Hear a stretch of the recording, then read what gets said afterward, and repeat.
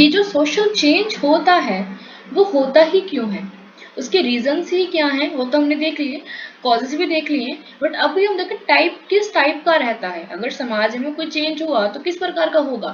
तो फर्स्ट है अल्टरनेटिव, जिसके बारे में बात करते हैं हमारे एंथ्रोपोलॉजिस्ट हैं डेविड एफ एबलरले।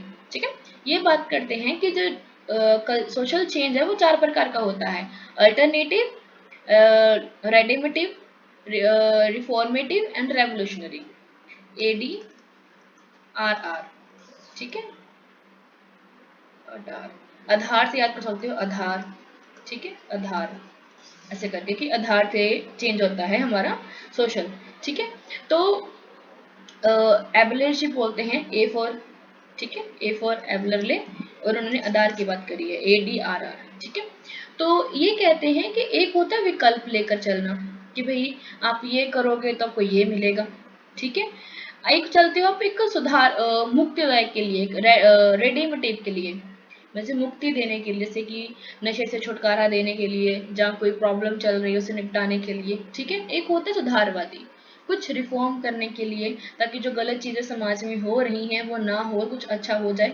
ठीक है, एक होता है रेवोल्यूशन, क्रांति हो जाना, जैसे फ्रेंच रेवोल्यूशन हुआ था, देन रशियन रेवोल्यूशन हुआ है, देन अमेरिकन रेवोल्यूशन हुआ है, इंडस्ट्रियल रेवोल्यूशन हुआ है। ये सब रेवोल्यूशन होता है जो कि क्रांति के माध्यम से आता है। ठीक है, तो चलो अब इसके बारे में हम धीरे धीरे पढ़ते हैं। तो फर्स्ट है अल्टरनेटिव सोशल चेंज, विकल्पिक सामाजिक परिवर्तन। इसमें क्या होता है कि हम छोटे छोटे पहलू लेकर चलते हैं, माइनर माइनर एस्पेक्ट लेकर चलते हैं, शॉर्ट टर्म गोल बनाते हैं।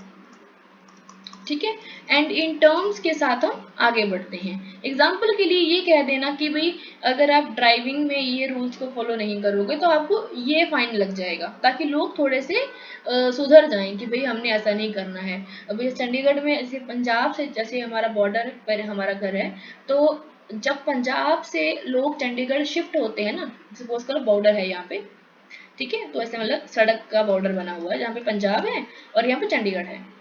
पंजाब से लोग आते हैं 80 की स्पीड से, 90 की स्पीड से, 100 की स्पीड से, तो भागे भागे भागे, जैसे ही वो एंटर करते हैं ना चंडीगढ़ में, उनकी स्पीड हो जाती है 45, 40, कोई हॉर्न नहीं, कोई कुछ नहीं, बिकॉज अगर एक्स्ट्रा हॉर्न मारा, अगर आपने ओवर स्पीडिंग करी, कैमरे में फोटो आ जाएगी, आपके गाड़ी का नंबर, आपका शक्ल, कुछ हो जाएगा फेस लोग, एंड आपका जो चलान है वो घर पे आ जाएगा।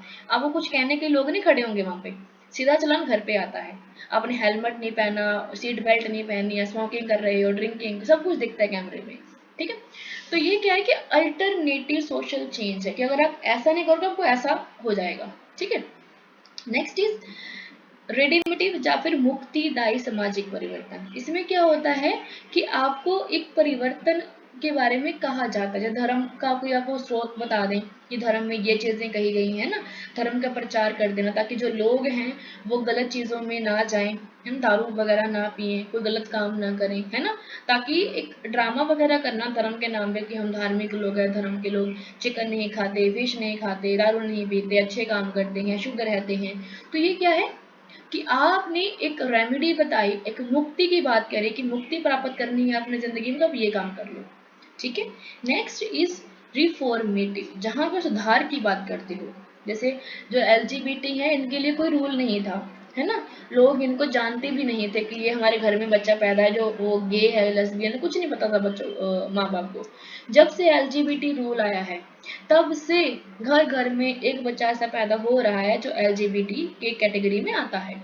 ठीक है, चाहे वो हेट्रो है, चाहे वो होमो है, चाहे वो लेस्बियन है, चाहे वो गे है, चाहे वो कॉसी है, एक न बच्चा ऐसा पैदा हो रहा है। रीजन भी हमारा सोशल मीडिया, हमारा जो एनवायरनमेंट है, दोस्त हैं, लाइक दैट।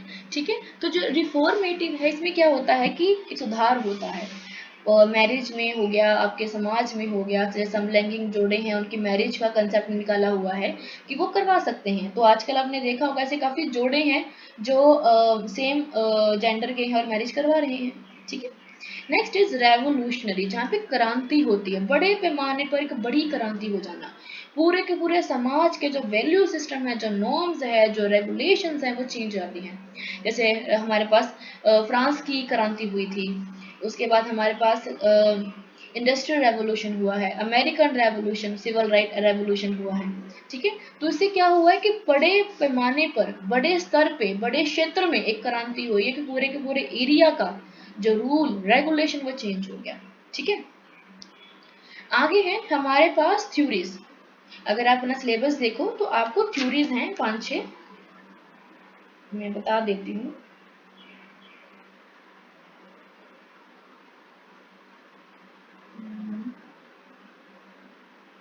फर्स्ट है आपको एवेल्युएशन, ठीक है। दूसरी है डिफ्यूजन, इसमें प्रसार होता है, तो जिसको जो अच्छा लगता है वो अपने पास रख लेता है। इसमें आप डेवलप होते हो, प्रसार होता है। ठीक है, देन प्रोग्रेस, देन हमारे पास रेवोल्यूशन है, देन हमारे पास ट्रांसफॉर्मेशन है, देन हमारे पास change in structure, change of structure है, देन थ्योरीज हैं लीनियर, जो हमने इसी को बोलते हैं एवोल्यूशनल वॉली को ही लीनियर। ठीक है, एंड एक है साइक्लिकल। ठीक है, तो ये है, तो ये चीज़ें हम करेंगे और हमारा जो टॉपिक है ये वाला ख़त्म हो जाएगा। एंड साथ में हमारा शुरू हो जाएगा नेक्स्ट टॉपिक, जो है कंसेप्शलाइजेशन, जो इंडियन सोसाइटी है उसके बारे में, या डाइवर्सिटी क्या है, सेंट्रल डाइवर्सिटी क्या है, कल्चर डाइवर्सिटी क्या है, रीजनल लिंग्विस्टिक। तो एक दिन की क्लास लगेगी आपको, शॉर्ट टाइम में फटाफट से कंप्लीट कर लेंगे। ठीक है, नेक्स्ट देखो, अच्छा जो आपका ना रूरल वाला है, रूरल सोशोलॉजी है, उसके मैं ना आपको रिकॉर्डिंग भेजूंगी, बिकॉज मैं ना उसको करवा रही हूँ दिलेश को।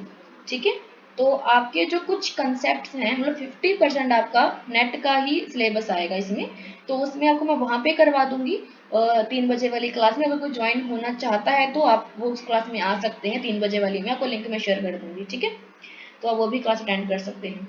तो कुछ पार्ट वहाँ पे होगा, कुछ पार्ट यहाँ पे होगा, ताकि आपका सिलेबस कंप्लीट हो जाए फटाफट से। चलो नेक्स्ट देखो, 19वीं शताब्दी में सामाजिक परिवर्तन को समझने के लिए विकासवादी परिप्रेक्ष्य प्रमुख दृष्टिकोण बन गया है। तो इसमें हमारे पास ऑगस्ट कॉम्टे जी आते हैं, लेविस हेनरी मॉर्गन आते हैं और स्पेंसर जी आते हैं। 3 लोग हैं जो एवोल्यूशनरी की बात करते हैं, लीनियर की बात करते हैं कि धीरे धीरे ऐसे करके व्यक्ति अपवर्ड गया है। ठीक है, डेवलप हुआ है।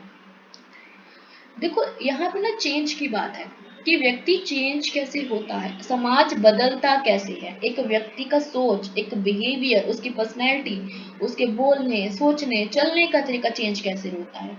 ठीक है, तो वैल्यूएशन में क्या होता है कि आपका जो कॉन्सेप्ट है, आपके जो अवधारणा है, उसमें विकास होता है। ठीक है, आपके जो व्यवहार है इसमें बदलाव आता है, आपके विश्वास में बदलाव आता है। ठीक है, उनका मानना था कि निरंतर सरल से जटिल रूपों में विकसित होता है, कि एक व्यक्ति सिंपल जिंदगी जी रहा होता है, फिर उसके दिमाग में खुराफंती आती है, फिर वो कॉम्प्लेक्स सिस्टम को में जाता है कि भाई ये भी कर लें, वो भी कर लें। एक व्यक्ति ना सिंपल सा होता है जब पैदा होता है, ये मेरे मम्मी है, ये मेरे पापा हैं, इनसे मैंने खाना खाना है, ये मेरी पढ़ाई है, बस। और कुछ नहीं होता उसके मन में, कोई बुआ, कोई मामा, कुछ नहीं रहता। जैसे जैसे वो बड़ा होता है तब से उसके मन में मेरे मामा, मेरे चाचा, मेरे मासी, मेरे ये, मेरे वो, सब कुछ मेरे हैं, लोग क्या सोचेंगे। ठीक है, ये रहता है बड़े लोगों के मन में। लाइफ सिंपल होती है, उसको हम खुद कॉम्प्लेक्स बनाते हैं, खुद हम उसको डिफिकल्ट बनाते हैं। सोचो, हमें किसी से कोई लेना देना है ही नहीं, लोग सोचेंगे क्या हमारे बारे में, उसको छोड़ दो। सिर्फ सोचो कि हमारे जो मम्मी और पापा हैं, मम्मी को भी छोड़ दो, जो हमारे पापा हैं, जो हमारे मम्मी हैं, वो क्या सोचेंगे, वो क्या करेंगे हमको लेकर। क्योंकि कुछ भी प्रॉब्लम होगी ना आपकी ज़िंदगी में, कोई भी प्रॉब्लम, ना आपकी सास आएगा, ससुर आएगा, ना कोई मामा, ना चाचा, ना ताया, जो आपके पास आएंगे वो आपके मम्मी और पापा ही होंगे, और कोई भी नहीं होगा आपकी प्रॉब्लम में, वही आपके साथ रहते हैं। ठीक है, तो इसी चीज़ में एक विश्वास आता है कि सिंपल सा विश्वास होता है, वो धीरे धीरे कॉम्प्लेक्स बन जाता है। तो डार्विन की थ्योरी थी, तो डार्विन ने बोला कि हमारी जो सोसाइटी है वो एवेल्युएशन से हुई है, उसका विकास हुआ है। ठीक है, जैसे हमारा ऑर्गेनिज्म होता है ना, हमारी बॉडी पार्ट होते हैं, तो होली होली होली होली वो डेवलप होते हैं, इवॉल्व होते हैं। जैसे 365 ऐसी कुछ हड्डियां हमारे बॉडी में होती हैं, फिर वो 207 हड्डियां, 206 हड्डियां बन जाती हैं हमारी बॉडी में जब हम बड़े होते हैं। ठीक है, हमारे हाथ पैर बड़े हो जाते हैं। तो जैसे जैसे एक बॉडी का सिस्टम बदलता है, वैसे वैसे सोसाइटी का भी सिस्टम बदलता है, और बदला भी है। ठीक है, तो इसमें हमारे फर्स्ट आते हैं ऑगस्ट कॉम्टे जी।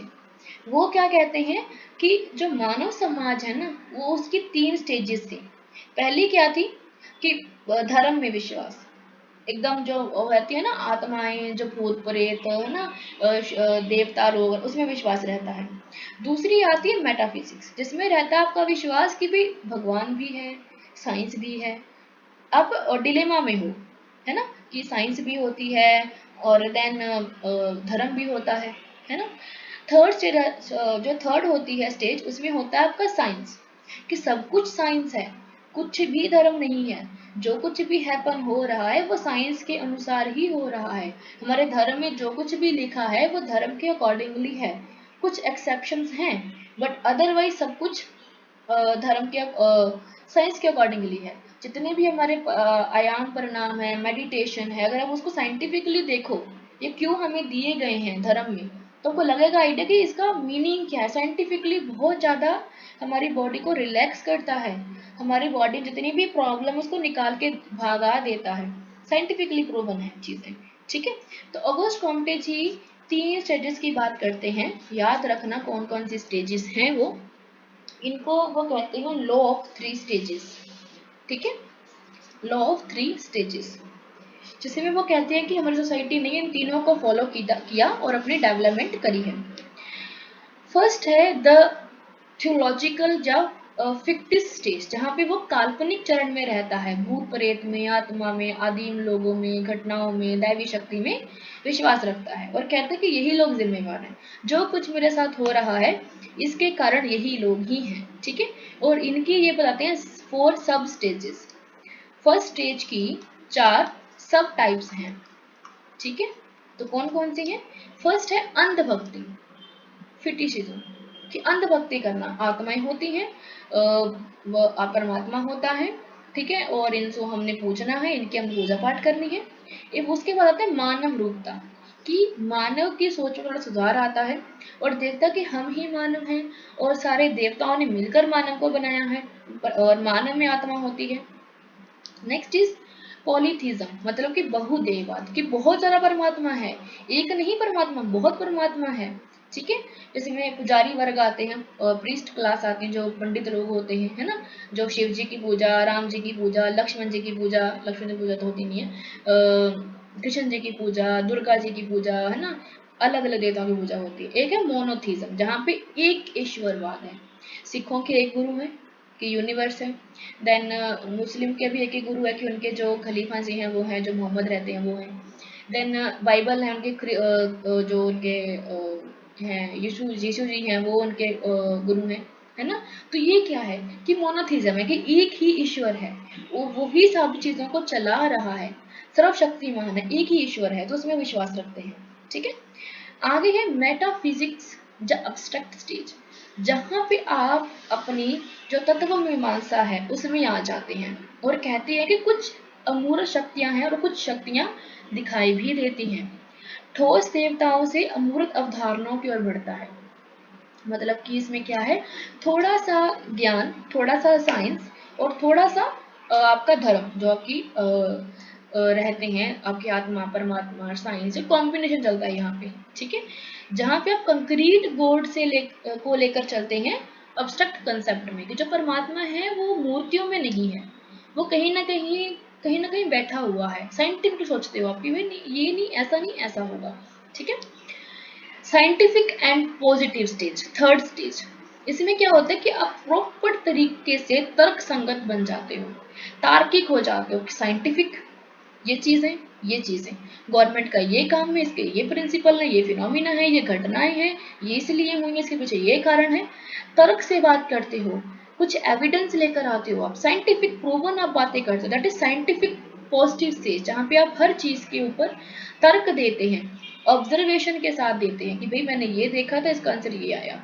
ठीक है, नेक्स्ट है, कॉम्टे ने देखा कि हर स्टेज पे ह्यूमन का जो विचार है वो ग्रो कर रहा है, नेसेसरली ग्रो हो रहा है ना, अपने पिछले चरण से आगे बढ़ रहा है। ठीक है, और he correlated the stages with the development of social organisation, और वो इसको कोरिलेट करते हैं किसके साथ, डेवलपमेंट ऑफ सोशल ऑर्गेनाइजेशन के साथ, कि जैसे जैसे हमारा जो विचार चेंज हुआ, हमारी सोच चेंज हुई, उसके साथ ही जो हमारी संरचना थी, जो हमारा संगठन था समाज का, वो भी चेंज हो गया। ठीक है, next is Lewis Henry Morgan. ये क्या कहते हैं, Lewis Henry Morgan propose that all societies pass through 3 basic stages of evolution, कि वो कहते हैं कि इवेल्युएशन में 3 स्टेजेस हैं। जो हमारे ऑगस्ट जी हैं उनके भी 3 स्टेजेस हैं, इनकी भी 3 स्टेजेस हैं। तो इनकी कौन कौन सी है, सवेजरी, सवेज माइंड वाली जो है, देन बार्बिज्म है, देन सिविलाइजेशन है। ठीक है, एंड इसका मुझे हिंदी का जो बर्बरता है, इसका भी बर्बरता आया है और इसका सभ्यता आया है, इसका मुझे आइडिया नहीं है, मुझे बता देना इसका हिंदी मीनिंग क्या आएगा, मैं लिख दूंगी। ठीक है, आगे है सवेजरी, इसमें सवेज माइंड है, मतलब जंगली माइंड है, जंगली जीवन, जहाँ आदिवासी वाला जीवन। ठीक है, तो इसमें हमारी 3 स्टेजेस रहती हैं सवेजरी में भी, lower, middle and upper. Lower में क्या रहता है, human lived in forest eating wild fruit and nuts, कि मनुष्य जंगलों में रहते हैं और जंगली फल फ्रूट खाते हैं। मिडल स्टेज में क्या हुआ कि उन्होंने कुछ आग को इन्वेंट कर लिया, कुछ पहिया वगैरह बना लिया है ना, ताकि वो ट्रांसपोर्ट में जा सके। उसके बाद क्या हुआ कि उन्होंने कुछ गाय वगैरह जो तीरंदाजी हैं वो सीख ली, या शिकार करना सीख लिया, हम लोग जो जंगली जीवन को मारना सीख लिया, पत्थर बनाने शुरू कर दिए ताकि हम जंगली जानवरों को मार सके, उनको पका सके और खा सके। ठीक है, नेक्स्ट इज द बार्बिज्म। बार्बिज्म में क्या होता है कि लोअर स्टेज है, मिडल है एंड अगली हमारे पास अपर स्टेज है। ठीक है, बार्बिज्म में क्या होता है लोअर में, कि आप पोइट्री जो आइटम्स हैं, पोट्री आइटम जो हमारे पास मिट्टी के बर्तन जो होते हैं, आप उसका उपयोग करते खाना खाने के लिए। पहले कहते पत्थर थे, पत्ते वगैरह बड़े बड़े पत्ते थे, अब आप मिट्टी के बर्तन का प्रयोग कर रहे हो। मिडिल स्टेज में क्या हुआ कि जो आपके पास एनिमल्स हैं, जैसे भेड़ है, बकरी, उसको आपने पालना शुरू कर दिया, आपने खेती बाड़ी कर चालू कर दी, और आपने घर बनाना सीख लिया, घर कैसे बनता है, आप स्टेबल हो गए अपने एरिया में। पहले लोग घुमंतरू थे, है ना, स्वेज माइंड में, स्वेजरी में। अब यहाँ पे लोग स्टेबल हो चुके हैं अपने लैंड के साथ, जहाँ पे लैंड है वहां पे घर बना लिए इन्होंने। Upper stage, use of metal like iron and development of writing. और अपर स्टेज में क्या हुआ, इन्होंने जो आयरन है, जो लोहा है, इसका यूज किया। दूसरा इन्होंने लिखना शुरू कर दिया। लिखते कैसे थे, ड्राइंग में, जैसे दीवारों पे कुछ ड्राइंग बना लिया, कुछ एलिफेंट की शक्ल बना दी, कुछ हिरण की शक्ल बना दी, कुछ खेत बना दिया, कुछ लोगों की शक्ल बना दी, कैसे ऐसे लोग हैं, ऐसे ऐसे ऑर्नामेंट पहनते हैं, ऐसे गहने पहनते हैं। आगे है सिविलाइजेशन, सभ्यता। जब हमारे पास सिंधु सभ्यता आती है, देन हड़प्पा सभ्यता इसको हम बोल देते हैं, देन मेसोपोटामिया है, देन मिस्र की सभ्यता है। ठीक है, जब सभ्यता शुरू हुई, जब लोग एक जंगलों में रहते रहते घर बनाना चालू कर दिया, फिर अच्छे घर बनाए, फिर सारा सिस्टम को मैनेज किया, है ना, तो वो क्या कहला है कि वो सभ्य हो चुके हैं, सभ्यता में आ चुके हैं, जहाँ पे उनके पास लिखने वाली एक लैंग्वेज है, जिसको वो लिखते हैं, आपस में कम्युनिकेशन करते हैं, उनकी स्पेसिफिक लैंग्वेज है। ठीक है, उनकी वर्णमाला है, फोनेटिक अल्फाबेट है, जहाँ पे बोलते हैं कि भाई इसको ये बोलते हैं, ये बोलते हैं, ये बोलते हैं, ABCD करके। ठीक है, जैसे हम अभी बोलते हैं। ठीक है, दूसरा है मॉर्गन। मॉर्गन क्या कहते हैं कि each stage sub stage were triggered by major technological inventions, कि जो मॉर्गन कहते हैं कि प्रत्येक चरण और उपचरण प्रमुख तकनीकी आविष्कारों, जैसे कि मिट्टी के बर्तन बनाना, पौधे को देखना, जानवरों को पालतू बनाना, लोहे के औजारों से शुरू हुआ था। ठीक है, कि यहाँ से शुरू हुआ था और कहाँ तक अब पहुंच चुका है, और कहाँ पे वो अपनी लैंग्वेज को बोल रहे हैं, अल्फाबेट को बोल रहे हैं। ठीक है, नेक्स्ट इज हर्बर्ट स्पेंसर। ये क्या कहते हैं कि इन्होंने डेवलप किया था कॉन्सेप्ट डार्विज्म का, डार्विज्म थ्योरी दी है इन्होंने। ठीक है। और इसमें ये क्या कहते हैं, the principle of survival of the fittest, कि जो लोग योग्यता है, जिसमें योग्यता है वो अच्छा जीवन जी लेता है। देखो संघर्ष हर किसी को करना पड़ता है, बट जो संघर्ष कर गया, जो ताकतवर बन गया, वो कमजोरों पर अपनी ताकत का यूज करेगा। ठीक है। आगे है प्रिंसिपल ऑफ नॉन इंटरफेरेंस, कि अहस्तक्षेप का सिद्धांत, जिसमें वो कहते हैं कि अगर किसी व्यक्ति में, किसी राजनीति में कोई हस्तक्षेप ना करे तो जो व्यक्ति है उसकी जो पावर है वो इनहेंस हो सकती है। ठीक है। आगे है opposed state interference in private activities such as education, health, sanitation, postal service, banking, housing, regulation and poverty elimination। वो कहते हैं शिक्षा, स्वास्थ्य, स्वच्छता, डाक सेवाओं, बैंकिंग, आवास विनियमन और गरीबी उन्मूलन जैसी निजी गतिविधियों में राज्य का कोई हस्तक्षेप ना हो, सब कुछ लोग ऑटोनॉमस से कर सके अपनी लेवल, अपनी सर्विसेज को। ठीक है। वो कहते हैं कि जो राज्य है ना, इसका काम क्या है, अपने नागरिकों को सिक्योरिटी प्रोवाइड करवाना और उनके राइट्स को सेव करना, और कोई काम नहीं है। बाकी जो जैसे चल रहा है उसको चलने दो, प्राइवेट तरीके से, ऑटोनॉमस तरीके से, तब देखना आपकी डेवलपमेंट कैसी होती है। ठीक है। आगे है सोशल डार्विज्म।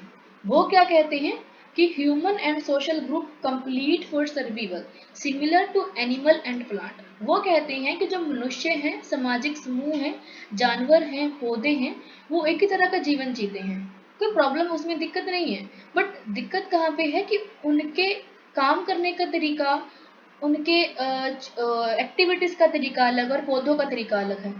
ठीक है। कि प्रतिस्पर्धा के माध्यम से सामाजिक विकास से अभूतपूर्व समृद्धि और व्यक्तिगत स्वतंत्रता प्राप्त होगी। अगर वो अपने लेवल पे कोई काम करते हैं तो मे भी उनको फ्रीडम मिल सकती है, वो अच्छे से काम कर सकते हैं। इस परिणाम को नैतिक और प्राकृतिक दोनों मानते हुए कमजोरों को असफल होने और मरने की अनुमति देनी चाहिए। थोड़ा सा चीजें हैं। Then functional theory of social change. ठीक है।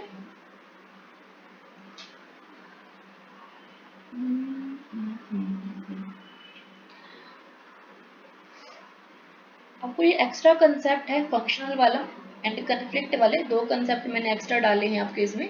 आपको उसमें भी आप काम करेंगे, आपके जो थिंकर है ना उसमें भी। जो फंक्शनलिस्ट है वो क्या कहते हैं कि जो फंक्शन आप करते हो ना निरंतर अपनी लाइफ में, जब उसमें चेंज आता है, आपके काम करने का तरीका जब बदल जाता है, तो वो भी कहीं ना कहीं समाज में चेंजेस को लेकर आता है। ठीक है। और इससे ही जो संतुलन बना होता है वो चेंज हो जाता है। जैसे मैं अपनी क्लास लगा रही हूँ डेली बेसिस पे, ये हमारी ड्यूटी है कि हमने क्लास लगाना 7 बजे, और ठीक है, तो मैं क्या करूँ, मैं क्लास ना लगाऊं, आपको मैं लिंक भी ना भेजूं, लिंक भेजूं पर मैं क्लास ना लगाऊं, तो आप फिर सोचोगे कि मैम क्लास लगा रही थी, तो अब मैम क्लास क्यों नहीं लगा रही, मुझे फोन करोगे मैं फोन उठाऊंगी। ये क्या किया मैंने कि अपने फंक्शन को चेंज किया समाज को चेंज करने के लिए। अगर इस कारण से कोई समाज में चेंजेस आता है तो ऑब्वियसली मैं ये करूंगी, ऐसा कुछ कभी होगा नहीं। ठीक है। ऐसे एग्जांपल दे रही हूँ, जैसे एक लड़की के ऊपर डोमेस्टिक वायलेंस होता है, तो वो चुप होकर सोचती है, बैठती है कि ये मेरा भाग्य है, मेरा पति का प्यार करने का तरीका है ना। एकदम से उसके मन में है कि जब मैं बैठती हूँ, सोचती हूँ, क्यों ना मैं एक्शन लूँ। जब उसे उसका पति मार रहा है, वो भी अपना बैट लेकर खड़ी है लोहे का और उसके सिर में मार दिया। उसने क्या किया, जो फंक्शन वो कर रही थी, चुप होकर बैठना, उसकी मार खा लेना, अब वो रिवोल्ट कर रही है, अपने फंक्शन को ना करके कोई और फंक्शन कर रही है, जिससे समाज चेंज होगा। ठीक है। तो फंक्शन अगर चेंज होता है तो आपका समाज भी चेंज होगा, इसमें ये बात करी गई है। इसमें जो हमारे पास थिंकर है वो टालकट पार्सन है। ठीक है। ये फंक्शनलिज्म के बारे में बहुत बात करते हैं। ठीक है। एंड ये इक्विलिब्रियम की बात भी करते हैं, संतुलन की बात भी करते हैं। ठीक है। इनकी किताब थी सोशल सिस्टम, याद रखना, इन 1951। एवोल्यूशनरी एंड कंपैरेटिव पर्सपेक्टिव हैं the system of modern societies, the evolution of societies and beyond the scope of this discussion we can highlight some key concept। Person कहते हैं अपनी सोशल चेंज थ्योरी में कि biological theory of evolution, जैसे हमारी body में development होती है ना, वैसे ही समाज भी डेवलप होता है। ठीक है। देन वो कहते हैं कि विकासवादी परिवर्तन का प्रतिमान, पैराडिज्म ऑफ एवोल्यूशनरी चेंजेस, कि एक पैराडिज्म बनता है जिसकी वजह से हमारा जो समाज है वो चेंज होता है, उसमें विकास होता है। आपको मैंने पैराडिज्म, टारगेट पर्सन आपको मेरे ख्याल से है, मुझे आइडिया में भूल गई, तो जो यूजीसी वालों को मैंने करवाया है पैराडिज्म के जो कंसेप्ट हैं उसके 4-5 चीज़ें हैं, ठीक है। मैं लिख लेती हूँ, आपको मैं करवा दूंगी, है ना, आपको आ सकता है अगर ऐसे है तो। पैराडिज्म नेक्स्ट इज, उन्होंने कहा कि society is composed of various sub system each differing in structure and function, कि हर समाज का जो हिस्सा है, जो सब सिस्टम है वो अलग है, उसे काम करने का तरीका अलग है, स्ट्रक्चर अलग है, ठीक है। जो सोसाइटी है वो सब सिस्टम से क्रिएट हुई है, ठीक है। देन उसके बाद वो बात करते हैं, the core of persons evolutionary model is adaptive upgrading, कि आप अनुकूली उन्नयन करते हो। आप मतलब कि अपनी जो आसपास की चीजें हैं, जो पॉजिटिव चीजें हैं, उनको अडॉप्ट करते हो और अपनी डेवलपमेंट करते हो, ठीक है। आगे है हिज इवोल्यूशनरी स्कीम, उनके 4 स्टेजेस थे। कॉन्स्टिट्यूटिव सिंबोलिज्म, गठनात्मक, कि जहाँ पे लोग भेदभाव करते हैं, धार्मिक प्रतीकों का नियंत्रण करते हैं, ठीक है, थोड़ा ना गठबंधन रहता है कि मैं इस ग्रुप का हूँ, मैं इस ग्रुप का हूँ। देन एडवांस प्रिमिटिव सोसाइटी, जहाँ पे लोग कृषि वगैरह करते हैं, सतरीकरण आ जाता है कि भाई हम लैंडलॉर्ड्स हैं, आप स्लेव हैं, आप पुअर हैं, हम रिच हैं। नेक्स्ट इंटरमीडिएट सोसाइटी, जहाँ पे लोग मिडिल क्लास में आते हैं, कुछ प्रोफेसर हैं, कुछ टीचर हैं, कुछ डॉक्टर हैं। देन इंडस्ट्रियलाइज, जो लोग क्या करते हैं, इंडस्ट्री में हैं, जैसे अंबानी है, अंडानी है, ठीक है।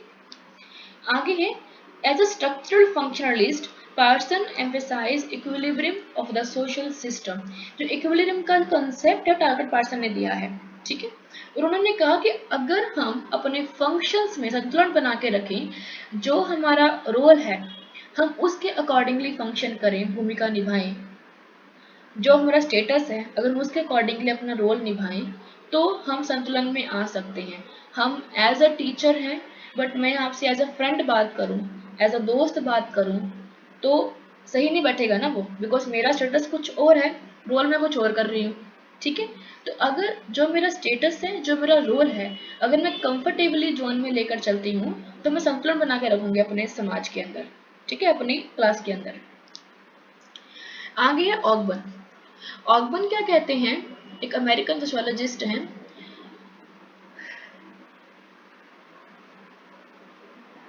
उन्होंने ज्ञान की खोज के बारे में बात करी कि आप नॉलेज को फाउंड करो, डिस्कवर करो, तो अपने आप ही जो वर्ड है वो इम्प्रूव में आ जाएगा, ग्रोथ में आ जाएगा। He viewed society as a collection of individuals' responses, argued that sociology should focus on measuring and tabulating environmental changes and responses. उन्होंने समाज को व्यक्तियों की प्रतिक्रियाओं के संग्रह के रूप में देखा, तर्क दिया कि समाजशास्त्र के पर्यावरणीय परिवर्तनों और प्रतिक्रियाओं को मापने और सारणीबद्ध करने पर केंद्रित किया है।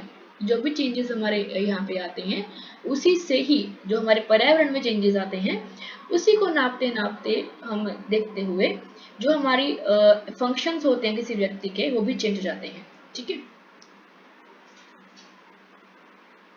देन ऑगमन का सांस्कृतिक अंतराल का सिद्धांत क्या कहता है, कल्चरल लैग, आपको एक कॉन्सेप्ट है कल्चरल लैग आपके कल्चर वाले कॉन्सेप्ट में, जिसमें क्या है कल्चरल लैग आ जाता है, ये ओगमन निमकॉफ ने दिया, आप याद रखना, ठीक है। तो जिसमें वो कहती है कि जो आपका कल्चर है, जो आपका कल्चर नहीं है, जो आप न्यू अपना रहे हो, उनके बीच में जो गैप है उसे बोलते हैं कल्चरल लैग, एक अंतराल आ जाना। जैसे 2000 2000 वाले बच्चे और 2020 वाले बच्चे, इनके बीच में कल्चरल लैग है, ठीक है, तो इसको बोलते हैं कल्चरल लैग, ठीक है। जहाँ संतुलन बन ही नहीं पाता, फंक्शंस अलग अलग हो जाते हैं, इक्विलिब्रियम लाना बहुत ही ज़्यादा प्रॉब्लमेटिक हो सकता है इन दोनों स्टेजेस में, ठीक है। देन वो कहते हैं कि क्योंकि भौतिक संस्कृति में परिवर्तन अक्सर गैर भौतिक संस्कृति में होने वाले परिणामों के आगे निकल जाता है। जो हमारा फिजिकल मटेरियल कल्चर है उसमें जो चेंजेस होते हैं, जो नॉन मटेरियल चेंजेस है उसमें ज़्यादा फर्क आ जाता है। जैसे मटेरियल मतलब कि कपड़े पहनना, है ना, उसमें चेंज आ गया, लोग फटे पुराने कपड़े पहनते हैं। बट जो नॉन मटेरियल चीज़ें हैं जैसे रूल्स हैं, नॉर्म्स हैं, वैल्यू है, सिस्टम है, विश्वास है, वो चेंज नहीं हुए। हमारा पहनावा चेंज हो गया बट दिमाग वहीं का वहीं है। ठीक है, हम अपने आप को मॉडर्न कहते हैं कि हम मॉडर्न हो चुके हैं, हमारा कल्चर बड़ा एडवांस हो चुका है, बट आज भी हम कास्ट के पीछे, रंग के पीछे फंसे हुए हैं कि रंग कैसा है, बॉडी कैसी है ना, और कलर कैसा है। ठीक है, आगे देखो, अकबर ने कहा कि इन दोनों के बीच में अंतर होता है मटेरियल और नॉन मटेरियल का। जैसे कि हमारे पास टेक्नोलॉजी है, ठीक है, और वैल्यू एंड नॉर्म्स है, चेंजेस रहते हैं इस दोनों में। ठीक है, हमारी जैसे हमारा लैपटॉप आ गया तो लैपटॉप एक भौतिक चीज़ है, मटेरियल कल्चर है। बट जो हमारा नॉन मटेरियल है, जैसे हमारे वैल्यू है, नॉर्म्स है, ये चेंज नहीं हुए हैं। आज भी अगर कोई ऑनलाइन काम करता है ना तो लोग क्या कहते हैं, फ़ोन पे लगा हुआ है, लैपटॉप पे लगा रहता है, दिमाग वहीं का वहीं है, बस चेंजेस हमारे मटेरियल कल्चर में आ चुके हैं। इसे बोलते हैं कल्चरल लैग। ठीक है, देन डिपेंडेंसी विसंगति लेकर आता है, जो आपकी डिपेंडेंसी डिस्क्रिपेंसी, जब विसंगति है वो भी कहीं ना कहीं अंतराल को बढ़ा देती है।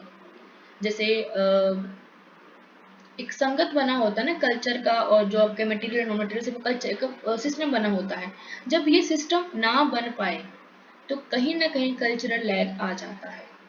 जैसे कुछ ऐसे बच्चे हैं जो ऑफलाइन जाना चाहते हैं, आज का ज़माना ऑनलाइन वाला, सब कुछ आपको मिल रहा है ऑनलाइन, बट फिर भी बच्चों का माइंड क्या है, घर वालों का माइंड क्या है कि हमने ऑफलाइन जाना है, होम ट्यूशन से लगानी है, बाहर नहीं भेजना बच्चे को। अब बच्चे को घर से बाहर नहीं भेज रहे, घर पे रख रहे हो, है ना, छोड़ने जा रहे हो, बस आती है आप घर से लेने बच्चों को और छोड़ के आती है स्कूल में, फिर वहां से उठाकर बच्चे आते हैं घर में।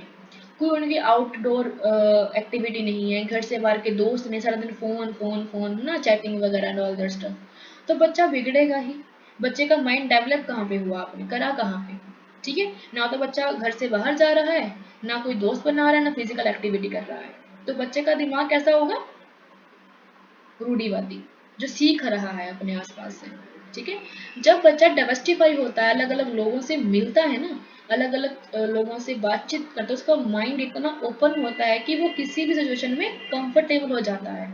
अगर कल्चरल लैग हुआ कि आपका कल्चर तो चेंज हो गया, मटीरियल वाला, कपड़े अच्छे पहन लिए, लैपटॉप ले लिया, आईफोन ले लिया, बट माइंड वैसा का वैसा ही है, फ़ोन नहीं चलाना, फ़ोन में बातें नहीं करना। अभी एक मैं इंटरव्यू देख रही थी जिनका नेट शायद कैसे बोलते हैं, कोई एग्ज़ाम क्लियर हुआ है, नीट का होता है मेरे ख्याल से, या फिर उसका जो इंजीनियरिंग का रहता है वो क्लियर हुआ। उन्होंने बोला कि हमने 2 साल कोई अपना फ़ोन चूज़ नहीं किया, अपना कीपैड वाला फ़ोन चलाया, जो हमारा दूसरा फ़ोन है टच स्क्रीन वाला वो हमने नहीं चलाया, तो हमारे इतने परसेंटेज मार्क्स आए हैं। आई जस्ट थॉट कि जस्ट एक मटेरियल को चेंज करने से क्या आपका दिमाग चेंज हो जाएगा? आजकल वो भी बच्चे हैं जो फ़ोन चलाते हैं और अच्छे मार्क्स लेकर भी आते हैं। ठीक है, आप सोच रहे हो कि मैं ये बोलूँगा, जब बोलूँगी, दोनों दो बच्चे थे, तुमने यही बोला कि मैंने कीपैड वाला फ़ोन चलाया तो मेरे इतने अच्छे मार्क्स आ गए, सिर्फ लोगों में चेंज लाने के लिए, क्योंकि एक इन्फ्लुएंस ने बोल दिया कि भाई कीपैड वाला फ़ोन चलाओ ताकि बच्चे पढ़ सकें। बट ऐसा होता नहीं है, जिन्होंने कीपैड पे भी टाइपिंग जिसको करनी आती है वो कर लेगा, जिसको नहीं करनी से नहीं करनी, उसके पास कोई वाला भी फ़ोन हो, कोई भी आप मटेरियल हो, अगर उसके नॉन मटेरियल अच्छा है, कल्चर अच्छा है, तो वो डेवलप कर जाएगा। अगर उसका मटेरियल अच्छा नहीं है और नॉन मटेरियल वो काफ़ी अच्छा है, जो हमारा अभौतिक संस्कृति है वो काफ़ी अच्छी है, तो भी वो अच्छा ग्रो कर जाएगा। ठीक है, तो डिपेंड करता है फंक्शन लिस्ट में कि आपका जो कल्चर है मटेरियल वाला और नॉन मटेरियल वाला वो कैसा है। ठीक है, अगर तो उसमें सिंक्रोनाइजेशन है, इक्विलिब्रियम है, तो संतुलन है तो आपका जो सिस्टम है वो अच्छा रहेगा, फंक्शन अच्छा रहेगा। अगर नहीं है तो आप कहीं ना कहीं कल्चरल लैग में फंस जाते हो। ठीक है, आगे है कन्फ्लिक्ट थ्योरी। कन्फ्लिक्ट थ्योरी के फादर कौन है? मार्क्स वेबर, जिन्होंने बात करी है हैव और हैव नॉट की, वर्ग समूह की, कि जिनके पास पैसे होते हैं, जिनके पास पैसे नहीं होते, इनके बीच में झगड़ा होता रहता है। ठीक है, तो हमारे पास 3 थिंकर हैं, डेरेंड्रॉफ, कोजर एंड मार्क्स। आपकी रिवीजन हो रही है। ठीक है, चलो देखो, तो कार्ल मार्क्स क्या कहते हैं, ये बात करते हैं आपके वेल्थ की, कि जिनके पास पैसा है, जिनके पास पैसा नहीं है, इनके बीच में झगड़ा होता है। ठीक है, कम्युनिस्ट पार्टी में घोषणा पत्र में मार्क्स और एंगल्स कहते हैं अब तक मौजूद सभी समाजों का इतिहास वर्ग संघर्ष का इतिहास रहा है, कि जब भी संघर्ष हुआ है ना, जो शोषण वाले लोग हैं वो शोषणकर्ता के खिलाफ ही जाते हैं, बॉस के खिलाफ ही जाते हैं। ठीक है, वो कहते हैं कि हैव और हैव नॉट के बीच में झगड़ा होता है। ठीक है, और वो डायलेक्टिकल मेटेरियलिज्म की बात करते हैं, द्वंदात्मक भौतिकतावाद की बात करते हैं। ठीक है, उन्होंने कहा जो रूलिंग क्लास होती है, जो हमारे पास प्रभुत्व क्लास होती है, जिनके पास पूरी पावर रहती है, वो अपने छोटे तबके के जो लोग होते हैं उन पर नियंत्रण करती है, उनको शोषण करती है। ठीक है, जिसकी वजह से क्रांति आती है, जब छोटे तबके के लोग अपनी पावर को लेने के लिए क्रांति करते हैं। ठीक है, मार्क्स ने कहा कि समाज एक आधार और एक अधिरचना से बना हुआ है, अर्थव्यवस्था और political, legal, moral, cultural institution से बना हुआ है। फर्स्ट क्या है? हमारी इकोनॉमी है, उसके नीचे उसका सब पार्ट है, political, legal, moral, cultural institution, इनसे बना हुआ है। ठीक है, और अगर इसमें चेंज होगा तो कैसे होगा? जब हमारे छोटे तबके के जो लोग हैं, जो प्रोलिटरेट हैं, ठीक है, जब प्रोलिटरेट हैं, वो जो सर्वहारा वर्ग है, जब वो जो डोमिनेंट वर्ग है, जो बुर्जुआ है, जो रिच है, जो अमीर है, जब उनके खिलाफ विद्रोह करेंगे तब जाके समाज चेंज होगा। ठीक है, वो कहते हैं कि क्लास स्ट्रगल होता है, वर्ग में संघर्ष होता है, परिवर्तन ये परिवर्तन वर्ग संघर्ष से प्रेरित होता है। जो भी आपका समाज चेंज होगा वो कहीं ना कहीं वर्ग संघर्ष होगा, ध्रुवीकरण भी हो सकता है। ठीक है, जिसमें एक वर्ग के लोग एकजुटता रखते हैं और इधर के भी एकजुटता रखते हैं, और फिर इनके बीच में घमासान युद्ध होता है। ठीक है, आगे कोजर। जो कोजर है ना, वो थोड़े से पॉजिटिव माइंड के हैं, और वो कहते हैं कि जो कन्फ्लिक्ट है ना, ये बहुत जरूरी है समाज में, अगर ये नहीं होगा तो समाज बदलेगा नहीं। वो कहते हैं कोजर की नेगेटिव इम्पैक्ट तो होते ही होते हैं कन्फ्लिक्ट के, बट पॉजिटिव इम्पैक्ट भी होते हैं, ये दोनों की बात करते हैं। बट जो कार्ल मार्क्स है वो सिर्फ नेगेटिव की बात करते हैं, पॉजिटिव की बात नहीं करते। बट जो कोजर है मोस्टली पॉजिटिव की बात करते हैं, 70% 30% करते हैं नेगेटिव की बात। ठीक है, और ये 100% नेगेटिव की बात करते हैं। ठीक है, और ये कहते हैं कि Coser argue that conflict has both positive and negative effect and it inevitable part of human socialization. ठीक है, आगे है कि कन्फ्लिक्ट में कहते हैं कि व्यक्ति में प्रेम करने की, लव करने की, हेट करने की दोनों ही प्रवृत्ति होती है। ठीक है, अगर वो किसी से सहमत है तो बहुत अच्छा, अगर नहीं सहमत है तो फिर क्या होगा? झगड़ा हो जाएगा। ठीक है, वो कहते हैं कि जो हमारी अधूरी ज़रूरतें होती हैं, जो हमारी अनमेट नीड्स होती हैं, उनको फुलफिल करने के लिए हम चेंजेस को करते हैं। जैसे बच्चे घर में हैं, अगर उनको आइसक्रीम खाना तो वो रिवोल्ट करेंगे, झगड़ा करेंगे, हमें चाहिए, हम वो रोएंगे, पीटेंगे, है ना, सामान तोड़ देंगे, वो रिवोल्ट करते हैं ताकि आप उनकी डिमांड को फुलफिल कर सको। ठीक है, और इसी कारण ही संयुक्त राज्य अमेरिका में नागरिक अधिकार आंदोलन हुआ था। ठीक है, ताकि उनकी जो ज़रूरतें हैं, जिनको उनकी अधूरी ज़रूरतें हैं, वो पूरी की जा सके। वो कहते हैं कि जब कन्फ्लिक्ट होता है ना, इसके पॉजिटिव साइन में जब कहते हैं कि जब कन्फ्लिक्ट होता है तो ग्रुप की ना बाउंड्री क्रिएट हो जाती है, कि भाई आप ए ग्रुप के हैं, आप बी ग्रुप के हैं, और इन ए ग्रुप में और बी ग्रुप में दोनों में यूनिटी आती है कि हम ए ग्रुप के मेंबर हैं, हम बी ग्रुप के मेंबर हैं, हम साथ साथ में लड़ेंगे, है ना, जीत जीत प्राप्त करेंगे। ठीक है, तो इससे क्या होता है कि लोगों में कंफ्लिक्ट तो हो रहा है, ए ग्रुप बी ग्रुप से लड़ तो रहा ही है, बट जो इसमें रहने वाले लोग हैं, जो इसमें रहने वाले लोग हैं, इनके बीच में एकजुटता है, इसमें यूनिटी है, इसमें यूनिटी है। ठीक है, आगे है डेरेंड्रॉफ। जो डेरेंड्रॉफ हैं वो कहते हैं कि जो हमारे पास सत्ता होती है ना, ये बात करते हैं लाइक एज ए वेबर, कि पावर, अथॉरिटी, ठीक है, इसकी बात करते हैं कि जैसी जिसके पास सत्ता होती है, जिसके पास पावर होती है ना, उसके जो खिलाफ बंदे खड़े होते हैं, जैसे आपके पास मजदूर वर्ग है, बिजनेस वर्ग है, नर्सिस हैं, है ना, तो ये इनके खिलाफ विद्रोह करते हैं। जैसे एमएलए के खिलाफ, पीएम के खिलाफ पंजाब में किसानों ने आंदोलन किया था, तो ये क्या है, पावर का आंदोलन है, पावर का संघर्ष है, जहाँ पे अनइक्वल डिस्ट्रीब्यूशन होता है अथॉरिटी का, इसको देखने के लिए, इसको पूरा करने के लिए आपस में लोग झगड़ते हैं, ठीक है। यहाँ पे पावर की बात है, अथॉरिटी की बात है, याद रखना।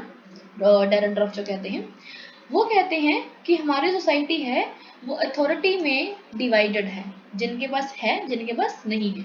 और जो अथॉरिटी कहती है लेजिटिमेसी वाली, जायज वाली, ठीक है, वो कहते हैं कि जो जायज लोग, जिनके पास जायज अथॉरिटी होती है, वो अपने आप को बदलना नहीं चाहते हैं। अगर कोई गवर्नमेंट बन चुकी है, तो जो एक पीएम बन चुका है, जो एमसीएम बन चुका है, वो कभी भी नहीं चाहता कि मेरी कुर्सी जाए।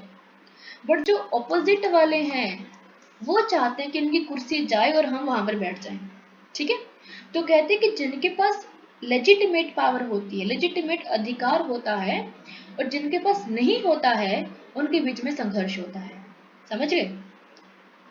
डेरेनट्रॉफ ने कहा कि एनी ऑर्गेनाइजेशन, कोई भी ऑर्गेनाइजेशन हो, उसमें जो पावर है उसका अनइक्वल डिस्ट्रीब्यूशन होता है, क्यों बना होता है।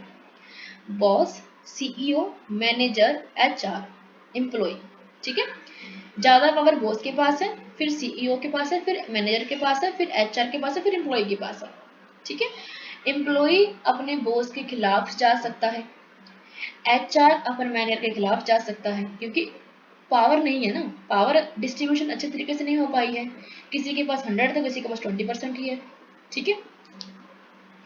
वो कहते हैं कि जब सबॉर्डिनेट ग्रुप जो हैं ऑर्गेनाइज में चलते हैं, जब अधीनस्थ ग्रुप संगठित होते हैं, जब पूरे के पूरे एम्प्लॉय 2000 के करीब हैं, मिल जाएं और एक बॉस है, इसके खिलाफ धरना कर दे, तो ये कुछ नहीं कर पाएगा। इसको इनकी बातों को मानना ही पड़ेगा। जैसे कहते हैं ना कि हमें ओवर टाइम दो, हम 8 घंटे की जॉब करें, सैटरडे संडे ऑफ कर दो हमारा, है ना, हमारी सैलरी को बढ़ाओ। तो जब इतने सब लोग एक इंसान के खिलाफ हो जाएंगे, तो ऑटोमेटिकली समाज चेंज होगा। तो इसकी बात करते हैं डेरेनट्रॉफ जी, ठीक है। जो कन्फ्लिक्ट है वो कहीं ना कहीं संरचना को बदल देता है, स्ट्रक्चर को बदल देता है। जो स्ट्रक्चर क्रिएट किया हुआ है वो चेंज हो जाता है, वो गोल हो जाता है। एग्जाम्पल के लिए ऐसा है तो ऐसा हो जाएगा, ठीक है, क्योंकि इंटरनल जो चीजें हैं उन्होंने फोर्स किया कि भाई हमें ये सिस्टम नहीं चाहिए, हमें अलग करके दो, तो फिर सिस्टम अलग हो जाता है, ठीक है। आगे है साइक्लिकल थ्योरी, इसके बारे में हम कल पढ़ लेंगे, अच्छा, ठीक है। आपको मैंने एक और चीज बतानी थी।